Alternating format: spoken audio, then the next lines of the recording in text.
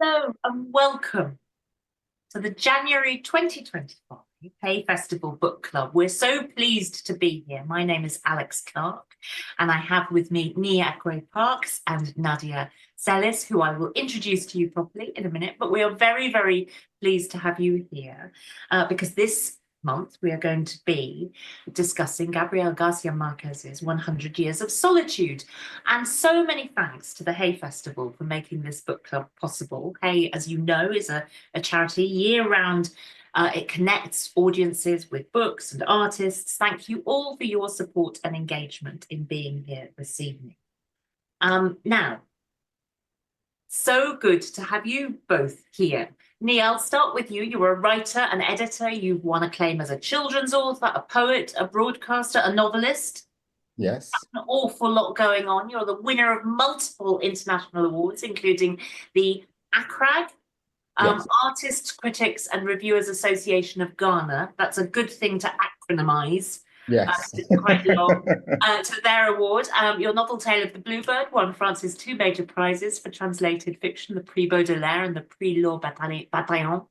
You're the founder of Flipped Eye Publishing, as if you don't have enough to do, a leading small press. You serve on the boards of World Literature Today and the AKO Kane Prize, and you were the chair of judges for the 2020 Commonwealth Prize. Now, your books themselves, all those activities, your poetry collections, the G's and the Ga Picture Alphabet, and Azuka, a novel. So we are delighted to have you here this evening. Nadia Celis, who is now, you, Nii, you're in London. I'm in Ireland. Nadia, you're in Maine. We've been discussing Maine as we waited to be able to join you this evening. Nadia is definitely winning on the bright and sunshiny. Believe it or not. It's cold, but it's bright and sunshiny. You've been in Maine for many years because you teach there. You're a professor jointly appointed in Romance languages and literatures and Latin American, Caribbean and Latinx studies at Bowdoin College. Your primary research interests are in Caribbean literature and culture, with an emphasis on issues of gender and sexuality, which I feel we will discuss quite a lot this evening in relation to this book. You're the author of the books Crónica de un amor terrible, La secreta historia de la nueva de vuelta on la muerte anunciada de García Márquez. Please correct my pronunciation. I just said it quickly.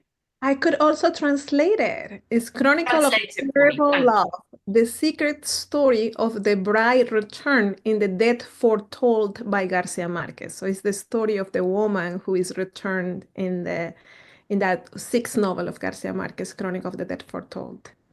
Thank you very much. You have also written very, very widely, and you're an editor. You're the co-editor of the Mayra Santos Febres y el Caribe Contemporáneo, which is well, I'm going to leave that to you once again. So I have written also about this Puerto Rican author, Mayra Santos Febres, and a book that is called The Displacing Caribbean. It would be more kind of like the translation, and Mayra Santos Febres and the Contemporary Caribbean. My previous book is called The Rebellion of the Girls, and that corporeal conscience in Caribbean and the Caribbean as well, and it's about women writers in the Caribbean and the representations of girls and girlhood. Well, listen, both of you clearly have extremely full workloads and many, many pies in which you are keeping your fingers.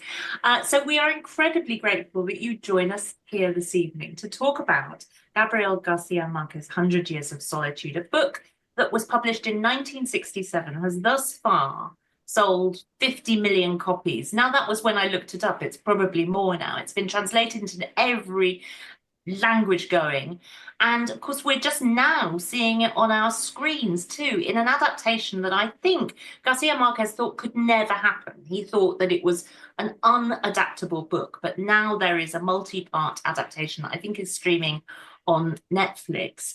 So this is a book that has had such a hold on readerships and audiences around the world. Now, clearly, we've got lots of people here this evening who feel the same way about it. I'm sure many of you will read the book. Some of you may just be curious to know a bit more about it if you haven't, and we hope that we'll give you an insight into it. But we won't go into too much really in-depth plot detail, just in case you haven't read it. But we will talk about the impact it's had. And I'm going to start by asking both of my guests when they first encountered the book and what it meant to them then, and what they feel on revisiting it. Nii, do you want to start us off? Yeah, absolutely. I read the book when I was about 20 years old. I was in Reading. I just lost my father. My father died the January of that year, and I was binging on reading as a form of escape. Now, I think the thing that was really remarkable about this book is when you're from a minoritized culture or a marginalized culture in the literature world, you don't realize that perspectives that you are used to are missing until you encounter something that has it. And I think that for me was the first connection with this book, because it didn't tell stories in the way that most of the books I had read in a kind of Western canon told stories. So for instance, when he speaks of the birth of Amaranta, for instance, the day of birth is really important, right? So it's like 1 January, Thursday. Now, I come from a culture where we have day names. My name's Kojo because I was born on a Monday. So when days are so important, and in almost every event in the book, the days are mentioned. Whereas in a Western, kind of context, the day of the week would probably not be mentioned, maybe the date, but not the day of the week. So that was something that I connected to initially, and so even if I forgot somebody's name, I knew Amaranta was a Ya because she was born on a Thursday, because that's the tradition I come from. And there were things like making a verb of something like the word like pain, like it was pain in him, which is the way in which we adapt the English language to use, in an African context. So there are all these little things that were signals that, you know what, you are seen in this world. And I think that is one of the most fundamental connections for me, outside of the story itself and its critique of colonialism and all those things. I mean, we start in a land that is, I guess, wet and fecund, and then we end up in a desert from all the things, the interventions that come in. So in this time of a climate crisis, it's very relevant again. So there are all of these strands where, the way in which people live, with each other, the way they share, music, dance, all of that stuff. Yeah.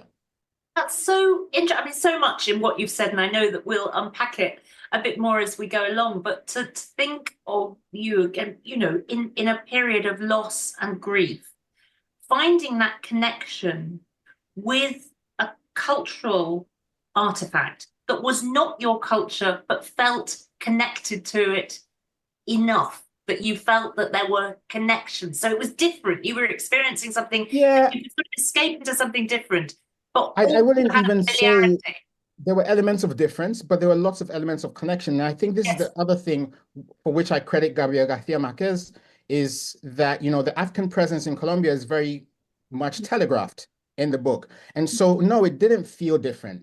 I felt like there were lots of resonances. Yes, there were differences, but I felt there were lots of resonances, even in the foods, that were being described and stuff like that. So it didn't feel like I was escaping into a world that had elements of embrace. Yes, elements of surprise, but lots of elements of embrace. And it's a story that you can get lost in, right? Yeah. So you can get very lost in it. Exactly. Yeah.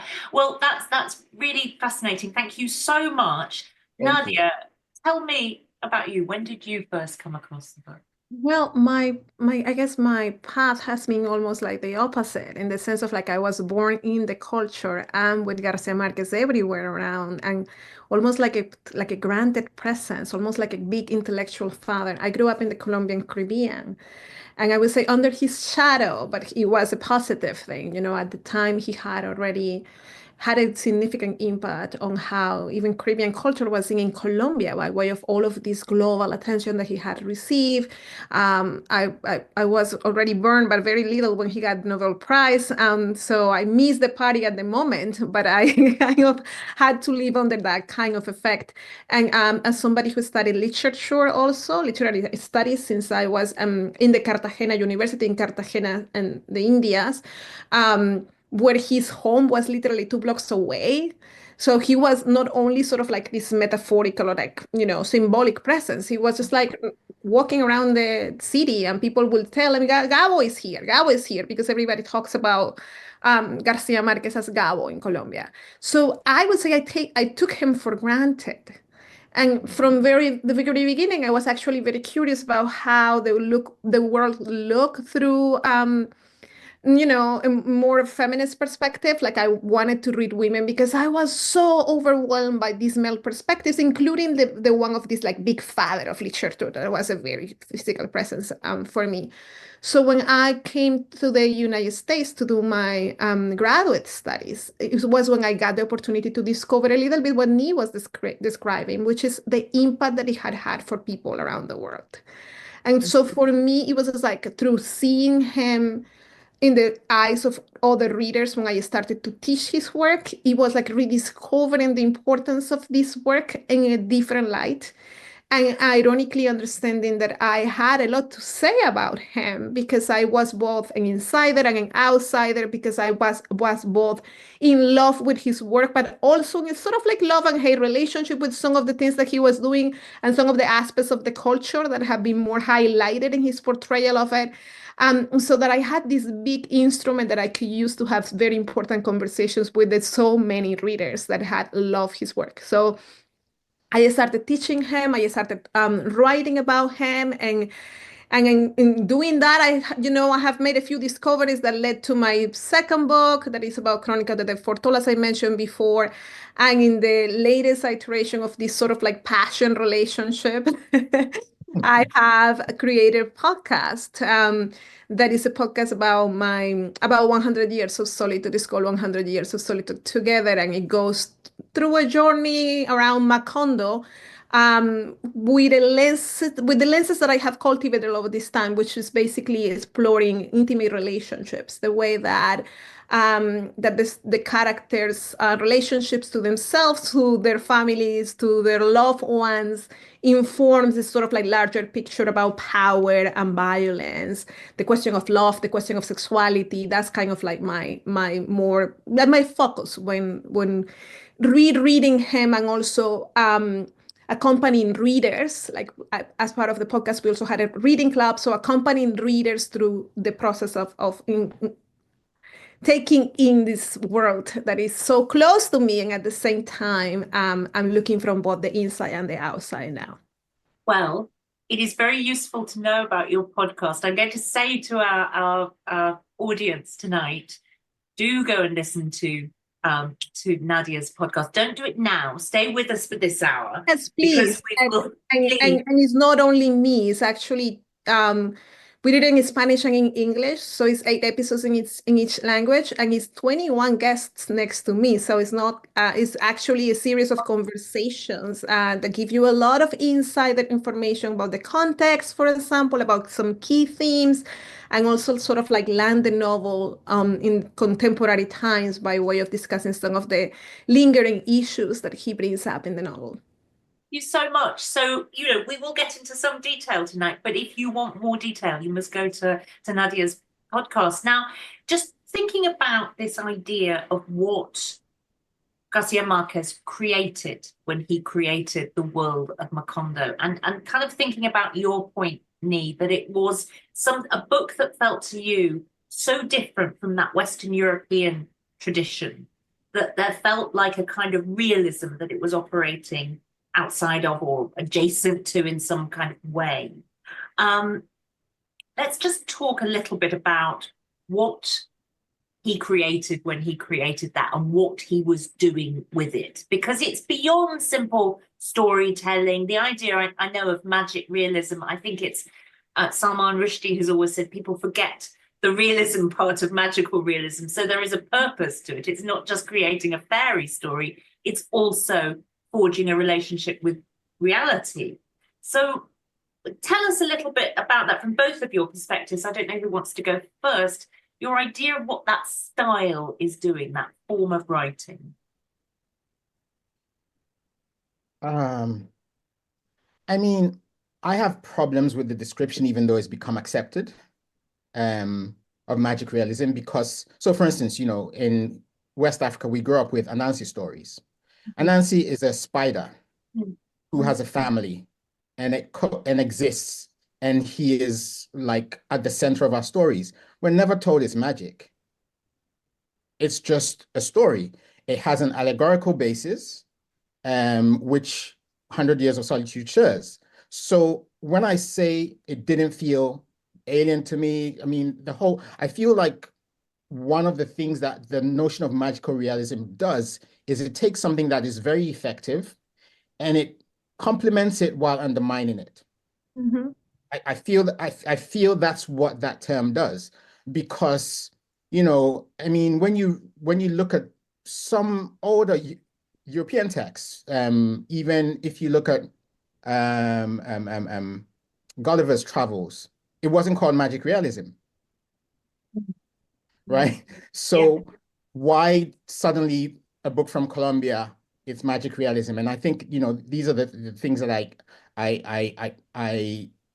I take exception to. But the book itself, yes, it's like I said, it's working on this allegorical level as well as a very relatable or a very engaging in the moment sort of storytelling, because what you're doing is you have to follow the storyteller because there's so many twists and turns that it's like following your parent through a crowd. You absolutely have to hold on, otherwise you go missing. And I think that's one of the great elements of allure of this book, is that it takes you, obviously you've got the family tree, but you just go through it. And also, it's got multiple characters, which again, in a kind of the Western canon, you didn't encounter very much. But within an African reality, I mean, I used to have aunts where like every new family gathering, there'll be a new aunt or uncle I'd encounter. And so this book was almost recreating that for me. So yeah, connected on that level. And there's like I said, there's this critique of colonialism. I mean, if you think of what was her name? The Donna, the woman the posh woman who marries into the family, the queen from the carnival, and her father keeps sending things to his grandchildren. Fernanda del Carpio. There you go. And her father keeps sending these old things to his grandchildren. And it's exactly this thing of Britain sending things off to its colonies as, oh, this is something you need. This is something you need. And to the point of sending his own dead body for them to revere, which is the equivalent of putting statues of dead men in an ex-colony. So there's so many really interesting things that are happening that are critiques of capitalism, colonialism, exploitation, indiscriminate exploitation of nature, all of these things. Plus you get intertextuality, because Artemio Cruz, makes an appearance in the book. And he's from what's his name again? The Death of Artemio Cruz, which is a Mexican novel. He makes an appearance in it. Gabriel García Márquez and his wife Mercedes also make an appearance in the book, kind of. So, the book does so many things and yet manages to retain a singularity in its direction. And I think that's what's wonderful about it. Nadia, is that just staying with this what you were making about the storyteller, that really perfect image of having to almost hold the hand of a parent as you go through a crowd, because the twists and turns and that kind of onslaught of people and scenes and all of this kind of thing. It's very interesting to think about what Garcia Marquez did with perspective and narrative voice there. He's constantly switching between third person. There's different kinds of registers, there's different kinds of tones, stream of consciousness, all sorts of things. Just sort of parsing it on that level, that sort of literary critical level. How did he use, what was he trying to do you think, with all that tumult of voices in a way? Well, let me build on what Nii was saying.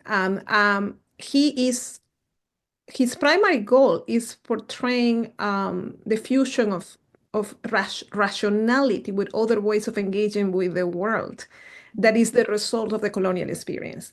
So it's real as you were saying before, because indeed it is portraying the way that people in these cultures that have resulted from the collision of different world visions, and where modernity and its rationality and the Eurocentered thinking has not fully penetrated to the point of erasing completely all of the traditions of thinking, the philosophies, the epistemologies, the genealogies that were there.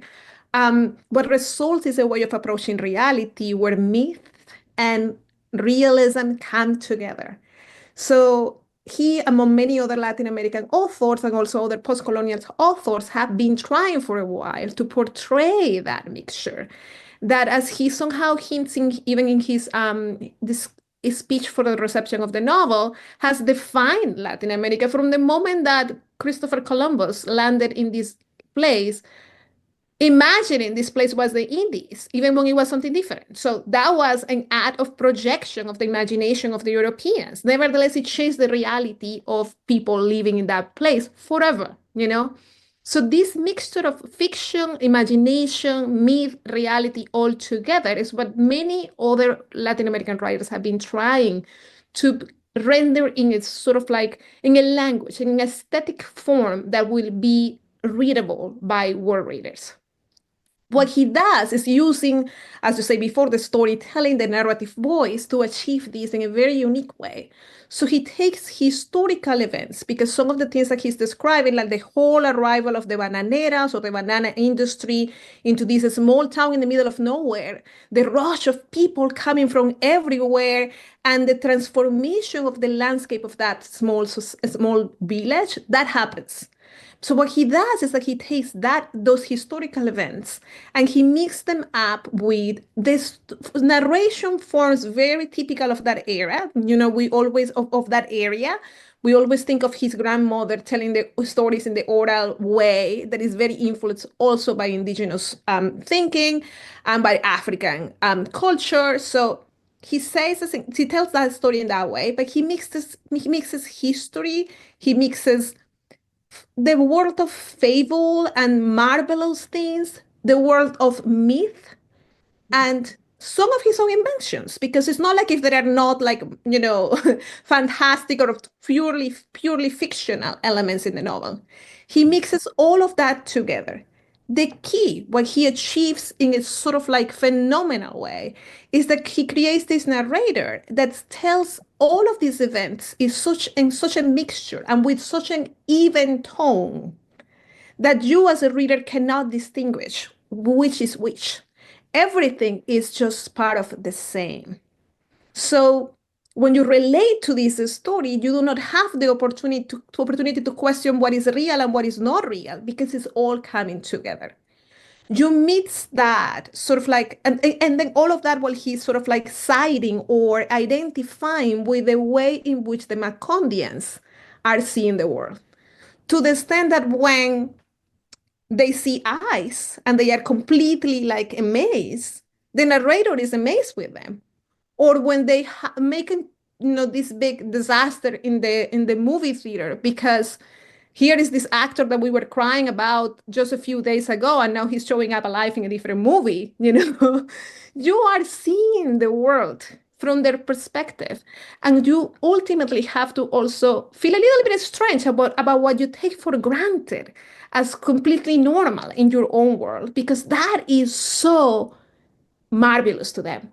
And in the meantime, the things that for them are magic, that for us are magic, like talking to, your ancestors that are showing up, with their wounds and cleaning them with water, as the case of Prudencio Aguilar, are perfectly normal to them. Yeah. So all of these elements make it a magical experience of reading. So I think that the magic has to do more with the effect on the reader than actually from the fact that what is rendered in the writing, is actually magical. Did you, you were talking about having read the book first when you were a very young man, and I was also in my 20s when I read it first.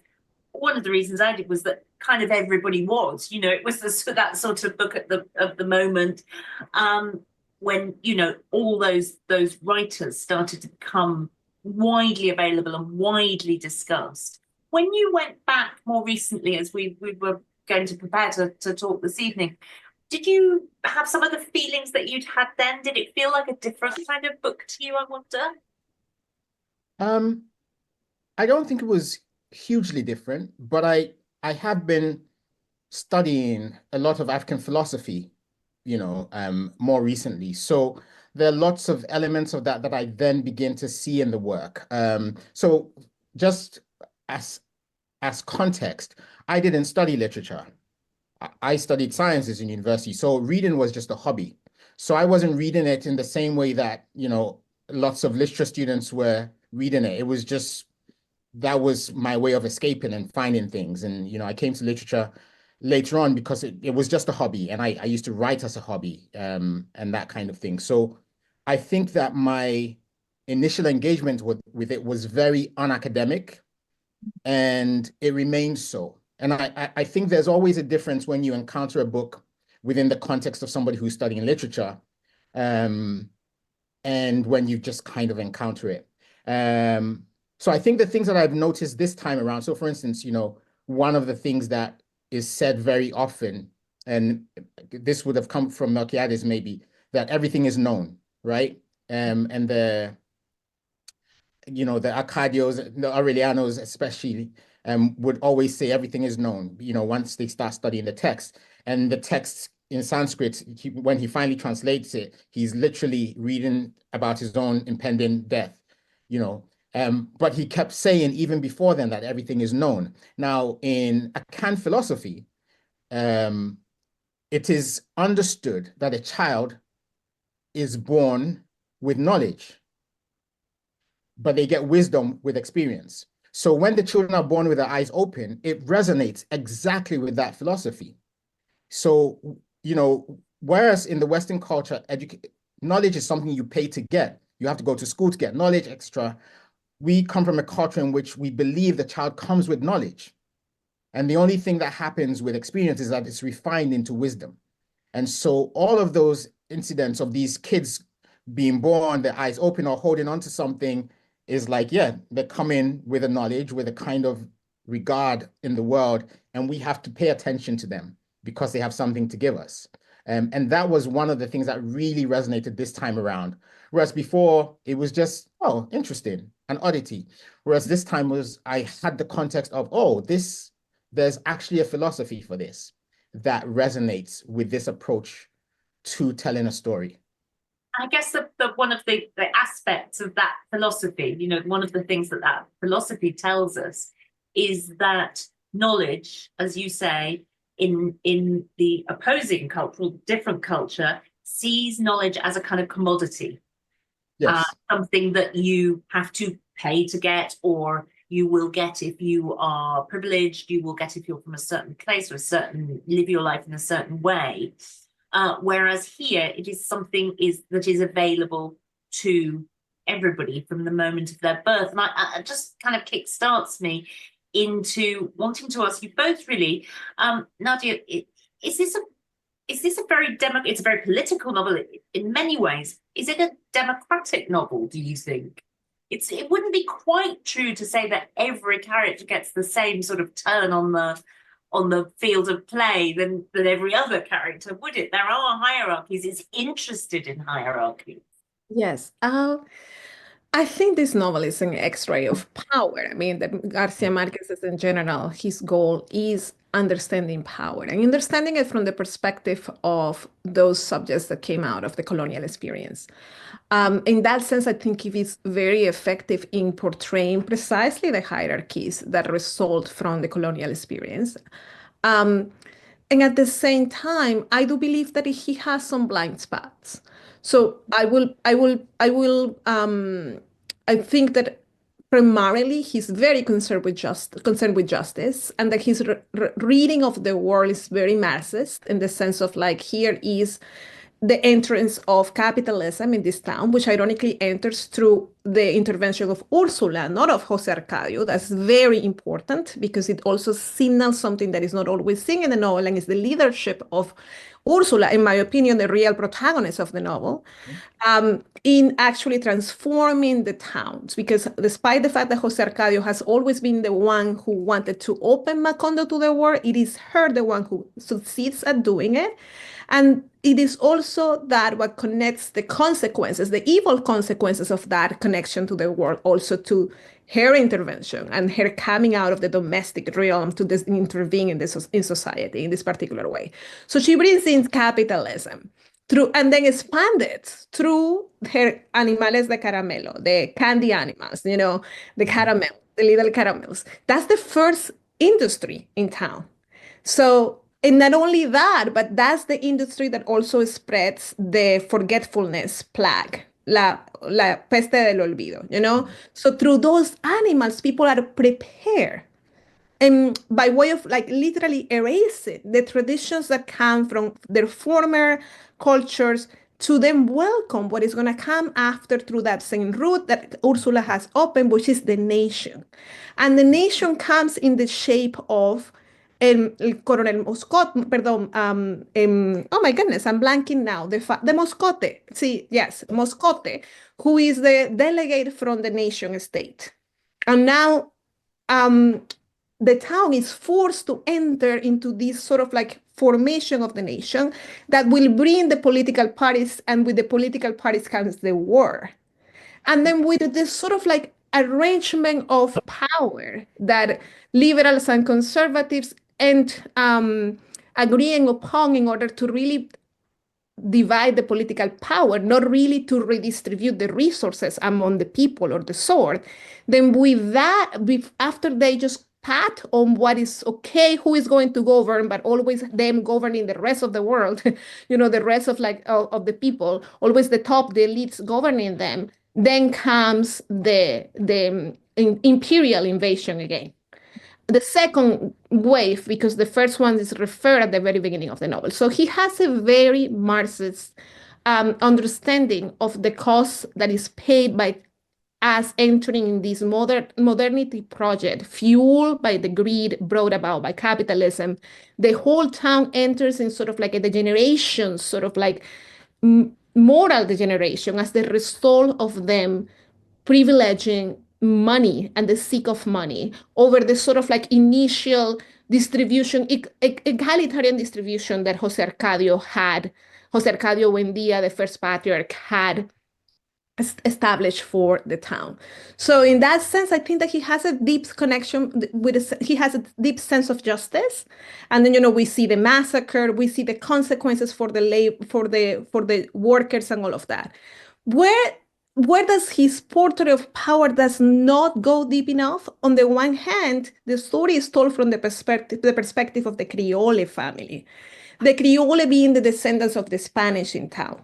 So because there is a certain empathy with them, we sometimes lose perspective on the fact that the Buendía are not the Macondians. They are part of Macondo. But this is the ruling class failing to lead the Macondo people into a prosperous life, because their own, not only their solitude in the sense of loneliness, but their own narcissism, when we think of the men here, and because of their own incapacity to connect and to step in the role of others, does not allow them to really understand the dimension of what is happening and lead the rest of them in the good direction. There are some of the Buendía who try, but all of them fail. And the other element what he felt is that because this narrator that we were talking about before is naturalizing all that is happening here, even when he presents some, clearly he's not happy with the invasion of Macondo by foreigners once and again, he's naturalizing gender relationships. So he cannot see to what extent the same impulse of imposing themselves and dominating and controlling, that he is somehow, I will say, resisting when it's expressed from the foreigners into the local men, is enacted by the local men on their women. So that their men, the protagonists, from beginning with Jose Arcadio Buendía in the moment that he kills a man and rapes his wife in order to assert his masculinity, up to the moment of the last of the Buendía men that also rapes his aunt that had rejected him in the first place, to conclude the fate of the family. All of these men exercise violence on women. So the position of women who are not happy with that position, because none of them are happy, but that cannot fight that situation, that is the part where I think that he did not get to see that power is as embedded in these intimate relationships as it is in these big sort of like social struggles. Does that chime with your reading of it? That's really interesting because it kind of takes you into this sort of area of the novel's relationship with fate and with fatalism, and with the idea that things will just repeat, and that actually, that tension between isolation and letting the outside world in. What do you think, Nii, about what Nadia said? Yeah, I think it's really interesting and important. And I think it's illustrated quite well. I mean, not starkly, but it's illustrated in the fact that Ursula, who, Nadia says is really, I think Ursula and Pilar, really huge characters in the book. Ursula becomes like a shadow in the house where people almost don't notice her. And at some point, her great-grandchildren are carrying her around like a baby to throw around. Right? So it's actually what she's describing is actually enacted in the book. We actually see it. And Pilar grows bigger and bigger, but is ignored. They only go to her when they need a solution for something, right? So in this, that violence is there and it's in the novel. Maybe it's not overtly in the novel because as Nadia has said, the narrator is, first of all, the creolized and also the male generally. Then everything else becomes peripheral for the reader. You really have to unpack it before you start to see the detail of these erasures, these acts of violence, against, one of the acts of violence, which is really interesting because it's also where you start to look at racism, is the loss of the Aurelianos who would have survived with his cross when he comes back to his own house. Because his parentage is African, they don't recognize him, they turn him away. And so he's executed, right? So everybody who's, as described in the book, mulatto or, Indio, they're not allowed within the main house. They very often don't, if they come into the main house, they don't stay long, they're pushed out. And that constantly comes up. So these violences are there, they're all in the text. They're just not what we focus on when we talk about the book very often. So I completely agree with Nadia says. I guess we focus on the idea of the saga, of the family saga, of the relationships going. But one of the things that is interesting is to stand back from that and think about the sort of frame structure of the book and the fact that it comes from somebody dreaming up something that they themselves would create and therefore, I guess, have dominion over. And it is a sort of, I suppose, fable of domination in one aspect, as you've said, Nadia, but it plays into so many conversations about the specifics of Colombian history, doesn't it? Yes, it certainly renders a lot, and a significant period in particular, which is like the late 1800s into the mid 1900s, where we have from something called La Guerra de los Mil Días, the War of the Thousand Days, and a series of like civil wars, basically, episodes, which are not unusual in the previous periods either, but that, he's speaking of this ones in particular, and then the arrival of the United Fruit Company and the massacre, which his retelling basically defies the official history about this massacre that basically established that there have been 9 people there. And then so then ironically, one big actor in this sort of like rethinking that history was Jorge Eliezer Gaitán, who was a presidential candidate who in 1949 was killed. And he was probably the most progressive of the candidates at the time. And Garcia Marquez is in the town where he's killed in Bogota at the moment that that happens. So he has a connection with the massacre in the first place via the massacre happens in the Bananera zone, in the banana industry region, where in Aracataca, his hometown is located. And then he has this connection to El Bogotazo, this killing of this guy later that impacts the way that he sees violence and power, and all of that is there. So I think that he can see the patterns, the repeating violence. And that's what he's trying to render through this cycle of violence in the story. You know, there is always these forces that come along and that are trying to fight for the political power, and then the collusion of these powers creates this violence. That's why I wanted to insist before on the fact that there is also violence from the inside that is not equally recognized when we read the novel, and even when critics come to the novel, is that there is already violence from the inside that comes together, or that even grounds and allows for this other violence to come as well. And that violence is both class violence from the elites and also gender violence and racial violence for sure, because I second the comments about race. I mean, the mulatto women, if we look at them and who are their Petra Cotes, for example, we could look at how Petra is actually her body, the free labor of her body that basically grounds the fortune that allows Aureliano II to have these spectacular parties and to actually welcome the bananeras. So that is a very interesting episode that shows us the basically legacy of slavery. And then we have the Black woman from the Antilles being the woman who basically consoles Aureliano II, Nigromanta, close to the end. So we also have that conflation of women and Black and mulatto women that shows well what is the role in society that is assigned within this culture to these women.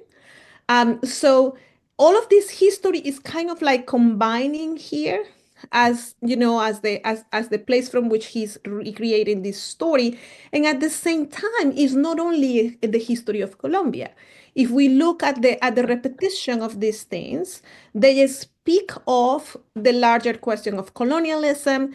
And also, if we look at what he does with the references to the Bible and to sort of like the Western myths on creation, he's trying to make of that history the history of humanity. So what we have at the end is also the story of the small village that we all went through. All humans have been at some point that small village, entering in modernity in a sort of like precipitated, crazy way in this place, entering in modernity and kind of like evolving and degenerating under the influence of capitalism and the Western understanding of what it means to progress. So that's what he's challenging. And there is one thing that I always remind people that and it's what he does at the end with it. You know, he ends with Macondo. There is actually, I learned recently that in a previous version of the novel, he was considering not ending with Macondo, but ending with the Buendía family. So the Buendía family would have been destructed, but not Macondo. Macondo is destructed. And the destruction of Macondo, for me, is the ultimate test to the fact that he's trying to warn us. This is a warning. This is not a celebration of the history that has been built through the mentality of the Buendía. This is a warning against this sort of like cyclical violence that is enacted by this drive of greed and by the fact that we all forget about it, that we do not engage with that history. We don't get it. We don't understand it. And therefore we repeat it. Yeah. One of the questions that we had from one of our audience members, Jess, is why do you think the novel continues to resonate so much with readers? Which is an interesting question. It's obviously what you always think about. Why do I still think? How do some books become absolutely revered? And this book repeatedly tops polls, is called the most important book to have been written in whatever period, whatever product. It's always there. Nii, do you think these things that are, some of them are subtext, some of them are very much there. They're not always the thing, as you've said, that we focus on. But do you think all this substrata is why the book resonates so much with readers still? Absolutely. I think all the things that Nadia said about the book being a warning is one of the reasons why it resonates so much in these times, because we are literally seeing these things happening. But I also think that when you have a novel of grand scope and multiple layers, then it has multiple lives. When a novel it's fairly straightforward in the things that it tackles, then it rewards you with every reading when it's multi-layered. And I think because of that, it can live many lives.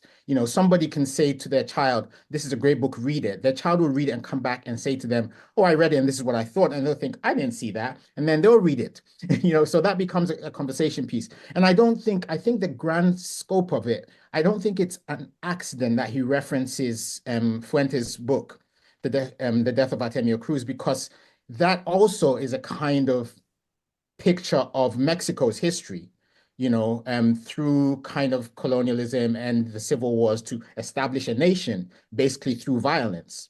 So I don't think that reference is accidental, but he just kind of expands the scope and adds so many more layers to it. So the reason why it resonates is because it does all of this work. And I think that any novelist of great ambition will generally write something of these layers. And the thing about writing in layers is that the subconscious also comes into work. So I'm sure that there are things that he wrote about that he wasn't aware he was writing about, because that's what happens when you're writing something of that scope. And so that then gives us even more substance to feed on as we read and reread into the ages. And because time is such a slippery thing within this, and we have somebody like Melquiades who could possibly still be on somebody's windowsill talking to them, we don't feel like the novel dies. It lives with us. Nii, tell me, as a novelist yourself, how hard it is to create a piece of work where we are deeply, as a reader, invested in the absolute minutiae of a character's life on a certain page, in a certain situation, talking to another character about something. And then there is this huge hinterland of history, of politics, of society. I mean, it's incredibly difficult. How did he do it, do you think? Well, I think it starts with the novelist being interested in those conversations. If you are obsessed with those conversations, then it comes into the character. And what then happens is the kind of, what would I say, attention, dedication that the characters bring to those issues, we kind of go along with it. I mean, the one thing that we do have as humans, generally, because we can see some of the disasters in the world, is a great capacity for empathy. And that same capacity is what drives us and carries us through books as readers.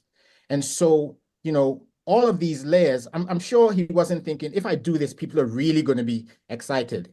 He was thinking, oh, this really excites me. And that's the best way to craft such a novel. So, when I wrote Tale of the Bluebird, I was really interested in the notion of these newly discovered populations in the Amazon. Right? So every time they would say, we've discovered this population. And the question that haunted me was, within one generation, the children of these people will have to embrace the history of a place like Brazil. They'll have to accept that they were colonized by the Portuguese when they never, ever encountered them.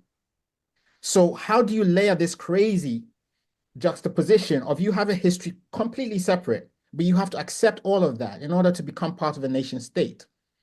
So that question of power is what I was interested in exploring. Now it comes through as something completely different, and it's almost like a crime novel, but actually that's what I was exploring. And so this is the thing, if you have an obsession, and as Nadia says, Gabriel García Márquez was really interested in justice and that kind of thing. So when those things are the engine, you're writing a story that's pushing you, but the story takes you to different places. Yes, and it can, that fundamental engine is there, and it drives us all as readers somehow to go with it.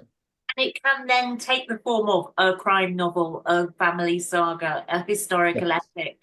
I mean, Nadia, how important do you think it was that Garcia Marquez was such an experienced journalist, that he was so interested in film, that he had so many different sites? You know, he wrote this book not living in Colombia, he was living in Mexico City.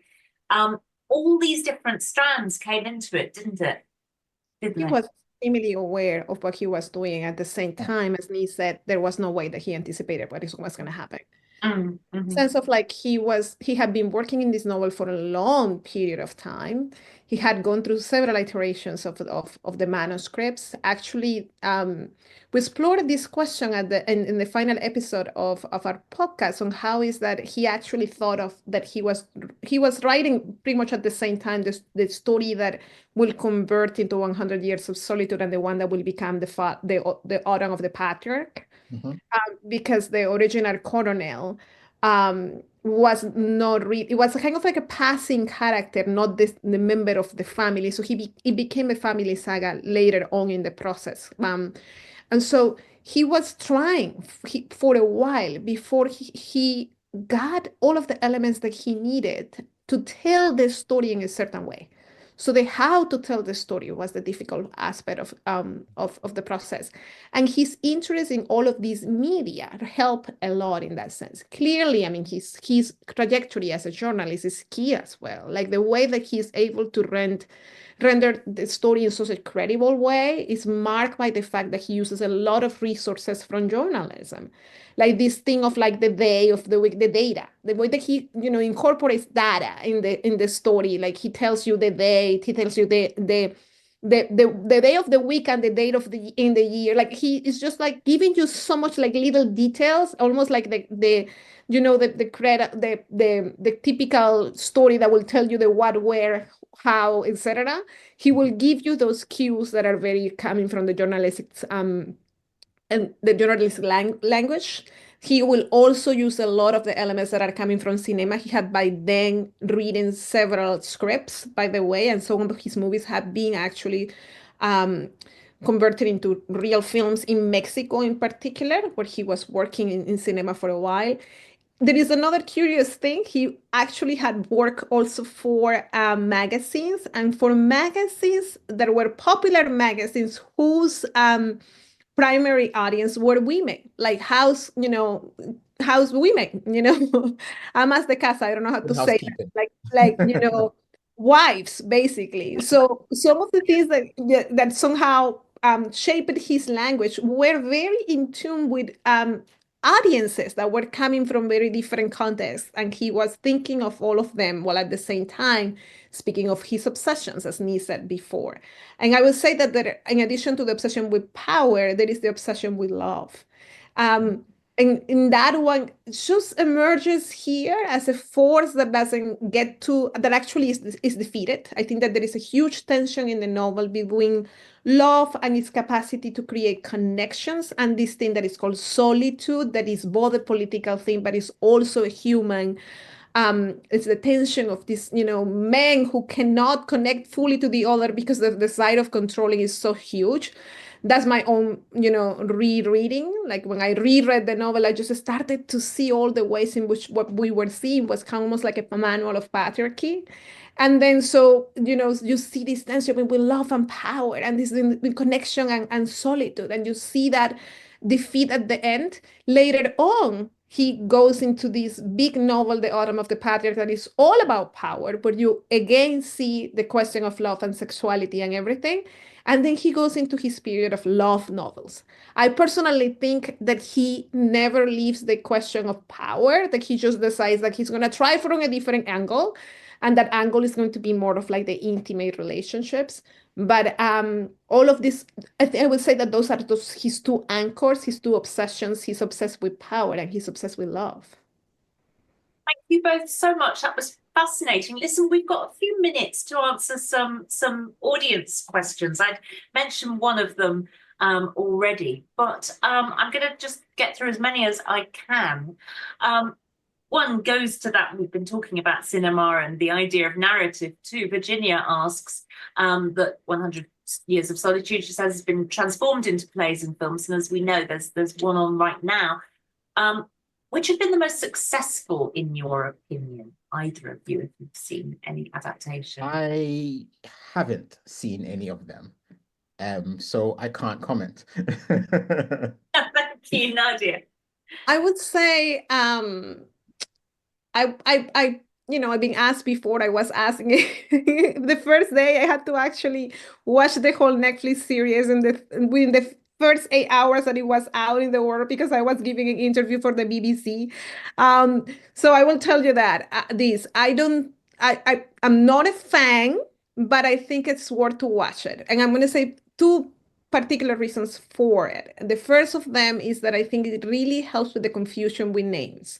So when you get to see the characters embodied in bodies, which was for me was like the sort of like the cause of a panic attack. I was just like, these guys have been living in my mind for so long. I don't want them to have faces and bodies. But I can see that for readers who can get a little bit confused and perhaps a little bit intimidated by the novel, this is helpful. And the other thing that is that the pace of the development of the characters helps you to better understand the more intimate grounding of their actions, their behavior. So there is that thing. They erase the tension about violence against women, and that's a shame. And the leadership of women in general, it gets a little bit toned down, but they also do a good job at rendering the magical realism question. So I was very afraid that this was going to be Harry Potter, with all respect for Harry Potter, and it's not. It's actually a more realistic sort of like. So I also like that. I won't tell you more about the things that I don't like. I have a very deep love for the adaptation. My favorite one is the adaptation of Del Amor y Otros Demonios, of Love and Other Demons. That is what was filmed in Cartagena, and I think that that's a pretty sensitive adaptation of his work. In general, they are not good. So by that standard, Del Amor y Otros Demonios is actually good, and the 100 Years of Solitude together is actually worth to watch. Thank you. Now, I'm going to just sort of combine two questions, one from Cynthia, one from Max, because they speak to each other, and I also get into something that I'd like to ask Nii particularly. For readers who have enjoyed this book, asks Max, what else would you recommend? And Cynthia says, what should be next on our Marquez reading list? So I was very interested in you talking about the links, Nii, between Garcia Marquez and West African traditions of writing. So I wonder, you could perhaps recommend something for us to read that's not Marquez, and Nadia, perhaps you could tell us where else to go in Marquez. Yeah, well, I would recommend The Poor Christ of Bomba, which is originally written in French. And it is by, why is my memory for names just gone? Because you're live on a screen, it always happens. You'll remember the minute we say goodbye. Yeah. It's Cameroonian novelist. Well, I mean, this is why I have a computer, right? Yeah. It's Mongo Betty. This thing happens every time I go to look for something, the memory comes. Exactly. It's Mongo Betty, Mongobeti, The Poor Christ of Bomba. And it's a novel that is also kind of dealing with this kind of transition. But I think what happened with the Francophone writers from Africa generally had slightly more humor in their writing than the Anglophone writers, who were very serious. I mean, all writers have intentionality and they want to do really important things. But I think the Anglophone writers approached it in a very wooden way, to my mind. They were great writers, but I think the French had slightly more humor. And Mongo Betty's was actually banned by the Catholic Church for a while because, as you can tell from the title, I mean, you just have to read it, but it's a really fantastic book. Thank you very much. Where else to go with Marquez? Well, I have two recommendations. And if you want to go with something that is more simple to read, but it's also very layered and very complex, and sort of like the gateway to Garcia Marquez for many of us, because we still read it in schools, in high school is Chronicle of the Dead Foretold. That I think is a fascinating short novel. So fascinating that I spent 6 years of my life tracing the real story behind it. So that's one. And then the other big novel by Garcia Marquez, at least when it comes to readers, is Love in the Time of Cholera. And that is also the beginning of my love and hate relationship with his representation of women. So I will, because it's the big story of this lover that waits for 50 years and 5 months and 29 days, as you know, as Garcia Marquez loves doing lists for his loved one to become a widow so he can come back to her. But it's in the meantime he collects 623 lovers. And that part I didn't realize when I first read him, and I fell in love with this man. So it's like, speaking of like not only how we reread novels, but you know, the novelists and their ability to endure, but also how we change as readers, and then we get to see things that we didn't see. That is a fascinating one to read and reread. Thank you so much. Listen, I'm going to put you both on the spot now with a probably non-Garcia Marquez question. What are you both reading right now? I mean, aside from sort of work stuff and all that, and what's your sort of pleasurable nightstand kind of reading at the moment for our audience? Oh, well, I mean, I've just picked up I've just picked up Shiva Naipaul, the chip collectors, I think it's called. Yeah, but I haven't started reading it. I literally picked it up after reading this. But yeah, Shiva is V.S. Naipaul's brother. And I've been meaning to read that book for quite a while. So yeah, well, I've been meaning to read more of his work, and that is what I've picked up. But so I don't know if I can recommend it because I haven't read it. Okay, well, fair enough. But I would recommend Hisham Matar's My Friends. Yes, I would also recommend Hisham Matar's My Friends. And I should say again for the audience, completely put you on the spot there. Nadia, what about you? My other big branch of research is women writers, and I've been doing a lot with 21st century women writers lately. And I just picked Lena Rodriguez Iglesias. Mi novia preferida was a bulldog francés. I don't know how to say that. My favorite girlfriend was a French bulldog, which is a really fascinating story located in Havana, in Cuba. By one of these sort of like younger writers from this sort of like new boom of Latin American 21st century sort of like narrators. I read Soar from page 1, so I already recommend that in full. Thank you so much.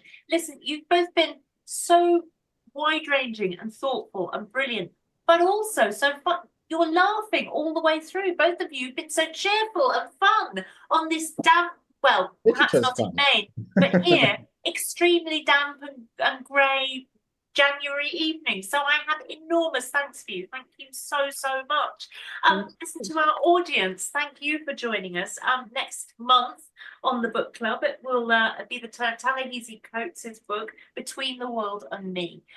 So do look out on the website for details of that event. Also, events will be taking place in Colombia later this month, and some will be streamed for free on the Hay website. So please do look out for that.